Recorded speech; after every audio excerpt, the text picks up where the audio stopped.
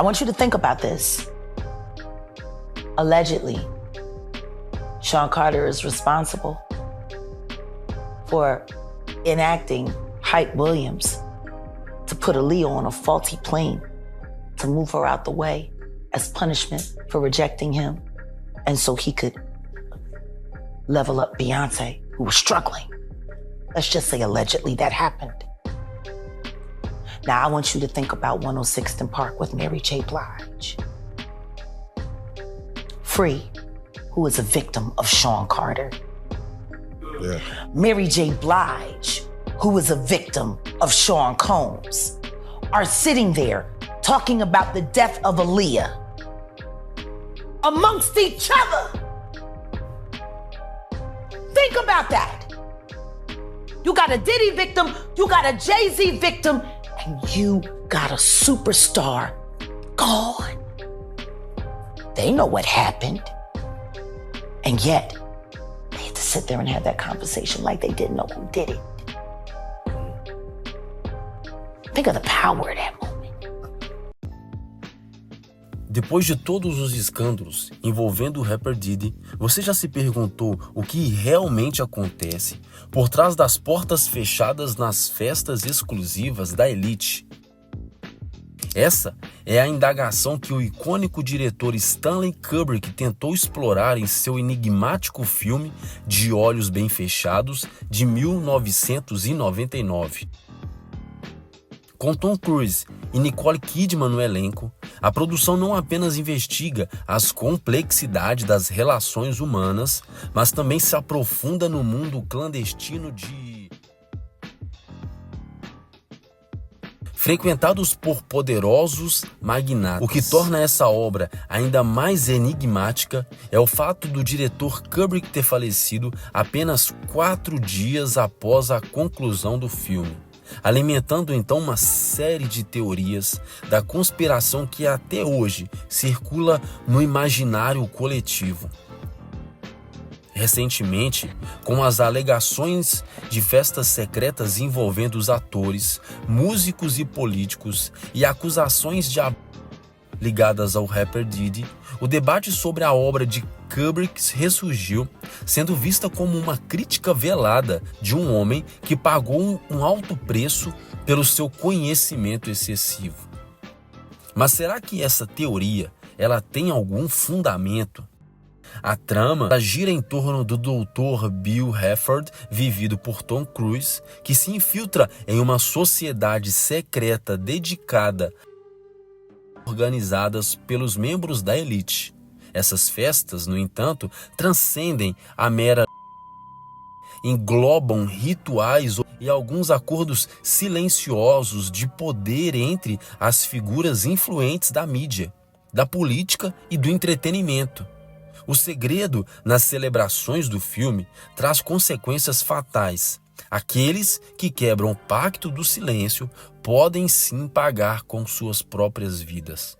E quando Kubrick faleceu de um ataque cardíaco súbito, poucos dias após entregar a versão final, muitos especulam que ele teria sido vítima de algo muito maior. Era como se a sua obra tivesse, digamos, desafiado o verdadeiro detentor do poder. E agora, com o turbilhão de informações e de especulações emergindo em torno do caso Diddy, muito se questiona: haverá um fim para esse poço sem fundo? Porque afinal, quanto mais se escava, mais segredos inquietantes parecem vir à tona. I moved to New York City. And I lived with Sean Puffy Combs for a year. It was curious. I got a chance to see some things. It was New York to City. Something called Puffy Flavor Camp. In the 90s. Do you understand what that's like? I went there to see the lifestyle. Right. And I saw it. It was pretty wild. There were very curious things taking place. And I didn't necessarily understand. Biggie Smalls was there, Lil' Kim, Craig Mack. All these people are hanging around. Yeah, man. Faith Evans, Jodeci, Mary J. Blige. They didn't know nothing about this. Oh. I was having a good time, you know what I mean? Does he have you doing any chores? Are you doing dishes at all? I mean, to keep you humble somewhat? Or are you just like, can you stay up till 4 in the morning with them and party? I mean, I could. I actually stayed up longer than them. We would fight. We would tussle. More than often, I think Puffy would say, man, you got to chill. Like, you're just a little bit too intense. You know, you got to relax. Like, yo, man, I'm here to work, man. I ain't sang in a week. I mean, I'm 13 years old. I'm not here to party with you. I don't want to go to the clubs. Matter of fact, I'm too young to even be in here. Why you got me in clubs? There were a lot of things I seen and a lot of positions that I think I was put in where I had to make very, very tough decisions in my life about who I would be. E para começar esse caso, nós precisamos falar de Usher, principalmente porque ele foi um dos primeiros a passar pela influência do rapper Diddy. Foi ele quem trouxe o Justin Bieber para ser mentorado por ele. Agora a questão que surge é: o que passou pela cabeça de Usher ao apresentar Justin Bieber sabendo dos traumas que ele próprio havia enfrentado nas mãos do que muitos chamam de o diabo de Hollywood? A história começa quando Usher tinha apenas 13 anos de idade e foi então morar com Diddy por 1 ano. Chegou a afirmar que tinha a guarda legal de Usher com documentos que o colocavam como responsável pelo garoto. E anos mais tarde, já um pai, Usher revelou em uma entrevista que nunca permitiria que o seu filho fosse à casa do rapper. You're a dad now. Would you ever send your kid to Puffy Camp?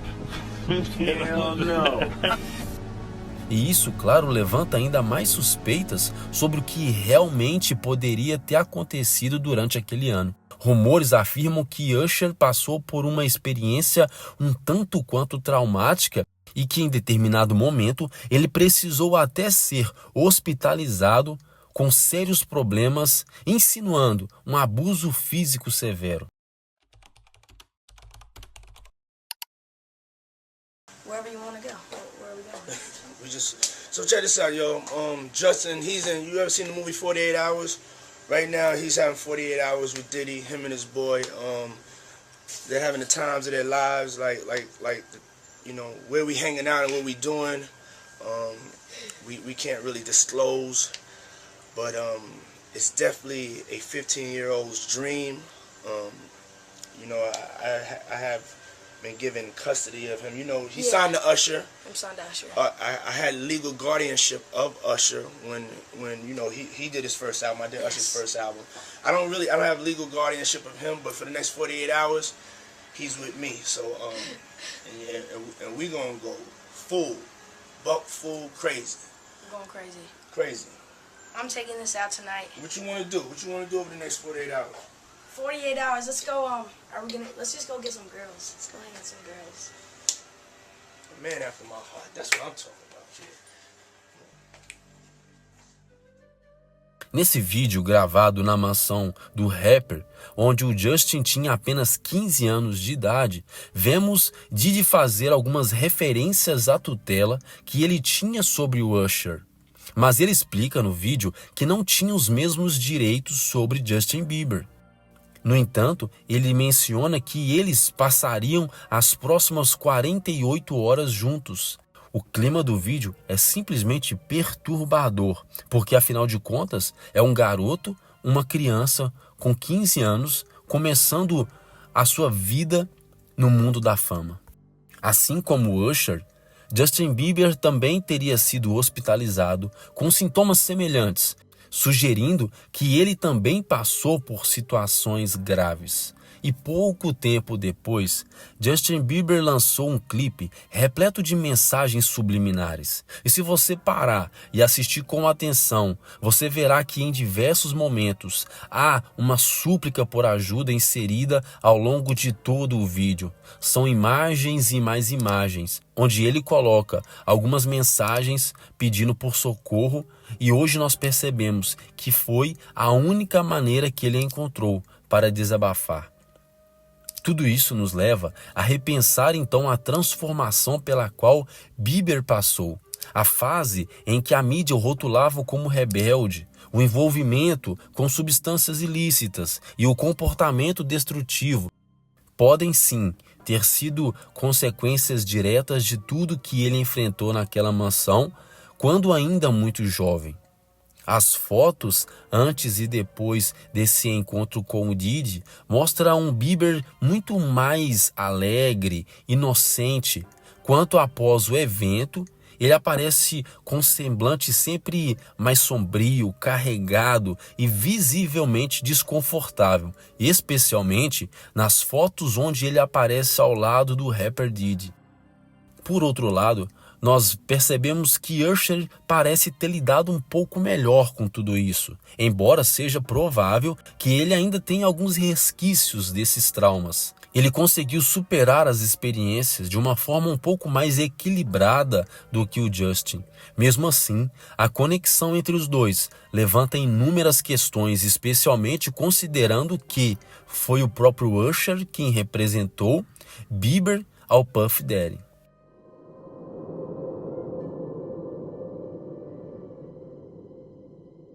A história da cantora Aaliyah envolve uma série de tragédias, especulações e teorias que chocam muitos até os dias de hoje. A sua morte em um acidente de avião em 2001, precocemente aos 22 anos, continua a gerar algumas perguntas e algumas teorias sobre o que realmente aconteceu naquele fatídico dia. Algumas dessas especulações ligam nomes de grandes artistas e algumas figuras influentes na indústria musical, como Jay-Z, Beyoncé, R. Kelly e P. Diddy. Eventos sombrios que teriam contribuído para a sua partida. Segundo os relatos, a mudança repentina nas gravações do clipe para as Bahamas e a insistência para que Aaliyah viajasse no dia 25 de agosto, que seria um dia antes do planejado, levantaram algumas suspeitas. A cantora era conhecida pelo seu medo de voar.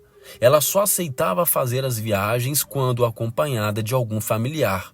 Naquele dia, ela estava sozinha. E além disso, o avião estava sobrecarregado com equipamentos e com passageiros a mais. E o piloto apresentava uma série de irregularidades, como foi comprovado posteriormente, incluindo a falta de licença apropriada e a presença de algumas substâncias no seu organismo. Um dos relatos mais impactantes vem de um jovem chamado Kingsley Russell, que afirmou no livro onde a Kate Landell escreveu que a cantora Aaliyah se recusou a embarcar no avião. Segundo Russell, a Aaliyah ficou desconfiada das condições da aeronave, mas mesmo contra a sua vontade, ela foi sedada e, dormindo, foi colocada a bordo do avião. A conexão de Aaliyah com R. Kelly, que está atualmente preso por alguns abusos, também é um ponto-chave. Nessa história, eles foram casados ilegalmente, quando ela tinha apenas 15 anos de idade. Mas a história começa um pouco antes, quando um tio entregou a sobrinha para R. Kelly e ele adulterou os seus documentos para forjar o casamento. Teorias sugerem que R. Kelly poderia ter tido interesse em silenciá-la devido ao fato de que ela sabia sobre a sua vida. Por outro lado, Jay-Z, que também nutria um interesse pela cantora Aaliyah, teria se aliado a P. Diddy e a R. Kelly para boicotar a sua carreira. Há relatos de que Jay-Z ficou ressentido pelo fato que Aaliyah não ter correspondido aos seus sentimentos, especialmente porque na época ela já estava envolvida com o Damon Dash, que era nada mais, nada menos do que sócio do próprio Jay-Z. Essas teorias são ainda mais reforçadas por histórias de conspiração dentro da indústria musical, onde alguns óbitos de grandes artistas são vistos como uma oportunidade de alguém lucrar ainda mais. Alguns exemplos apontam para Michael Jackson e Mariah Carey, que também sofreram com polêmicas após as suas carreiras serem interferidas e boicotadas por figuras poderosas da música. A verdade por trás do óbito da cantora Aaliyah continua a ser um mistério, mas as especulações e as teorias da conspiração mantêm o caso vivo na memória de muitos fãs e de curiosos.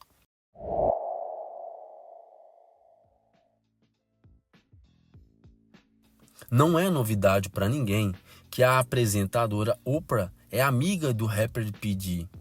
Existem rumores que ela era presença ativa nas festas do rapper. E eles desfrutavam de algo mais em comum, um certo ranço, digamos, por Michael Jackson. O óbito do rei do pop ainda é cercada por mistérios, mas a sua absolvição quanto às acusações com relação às crianças parecem que não foram aceitas bem pela apresentadora. Mesmo após ser comprovado que pessoas foram pagas para fazer mal ao rei do pop, ela insistia em atacá-lo. Michael parecia prever o pior, pois pouco tempo antes de vir a óbito, houve-se áudios vazados onde ele diz claramente que existiam pessoas poderosas que estavam querendo. Ele até chegou a dizer como isso poderia ser feito e acertou em cheio. Ele diz que as pessoas poderiam dizer que era sob a utilização de alguns, digamos, produtos ou de alguns medicamentos.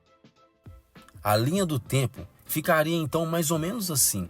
A Oprah, que tentava depreciar a imagem de Michael, era amiga de Puff Daddy. O rapper era muito próximo de Tommy Mottola, que era dono da Sony e também ex-marido de Mariah Carey. E Michael era muito amigo de Mariah, que estava sendo boicotada pelo seu ex-marido Tommy Mottola. Bom, calma. Talvez você não tenha entendido e pode estar se perguntando, mas o que Mariah Carey tem a ver com tudo isso? E quem é esse tal de Tommy Mottola? Daqui a pouco nós vamos explicar, porque nós precisamos fechar o caso de Michael Jackson, que por si só já é uma história cabeluda. Quando Michael Jackson nos deixou, a resposta das investigações foram que o responsável por cuidar da saúde do astro havia excedido a quantidade de um anestésico poderosíssimo. A quantidade encontrada no organismo do rei do pop era suficiente para alguém que fosse realizar uma grande cirurgia. E além disso, o médico demorou para pedir ajuda e foi então que a situação agravou. Mas não é só isso, calma.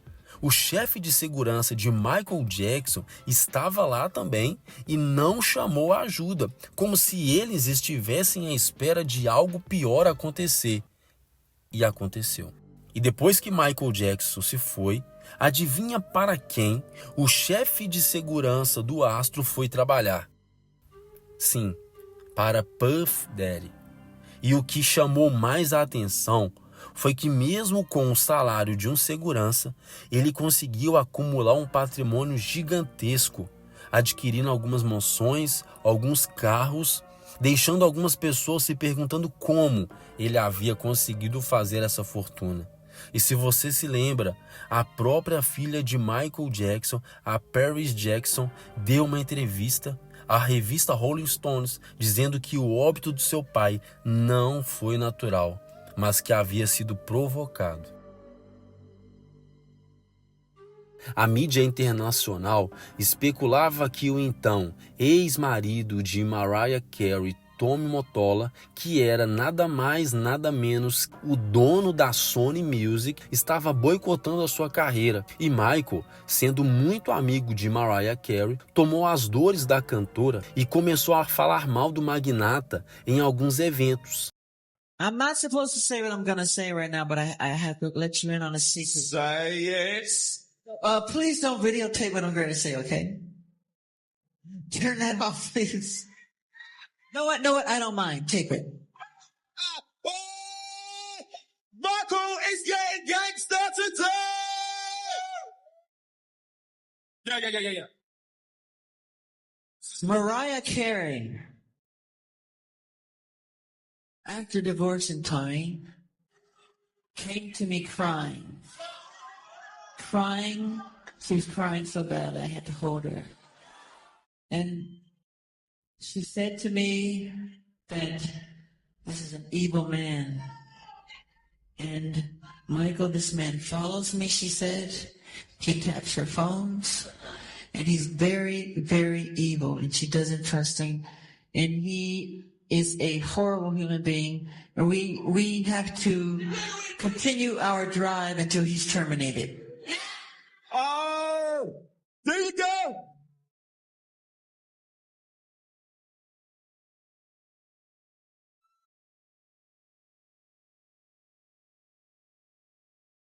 We can't allow him to do this to great artistry. We just can't. O problema, meus amigos, é que Tommy era simplesmente amigo de Puff Daddy. Então eles se juntaram contra Mariah e Michael, tentando boicotar a carreira deles. E assim como Michael nos deixou também a Aaliyah, Tupac e muitos outros artistas. Mas você se pergunta, e a Mariah Carey? Ela ainda está viva? Sim, mas segura essa. Eu não sei se você sabe, mas a cantora teve várias crises psicológicas e precisou ser internada várias vezes, e especula-se que tudo isso foi uma tentativa de silenciá-la e fazê-la parecer impossibilitada de responder por si só e pela sua carreira. O que houve com ela foi mais ou menos o que tem acontecido com a cantora Britney Spears, onde hoje ela sequer tem direito da sua própria finança e praticamente não tem autonomia sobre a sua própria vida. Mas e aí, o que vocês acham de toda essa história? Sabemos que existe muito mais coisas e muitas outras pessoas envolvidas. E para você não perder nenhum dos nossos vídeos, acione as notificações, curta o vídeo, se inscreva. Uma provável segunda parte desse vídeo já estará a caminho. Muito obrigado por ter nos acompanhado até aqui. Um grande abraço e até a próxima.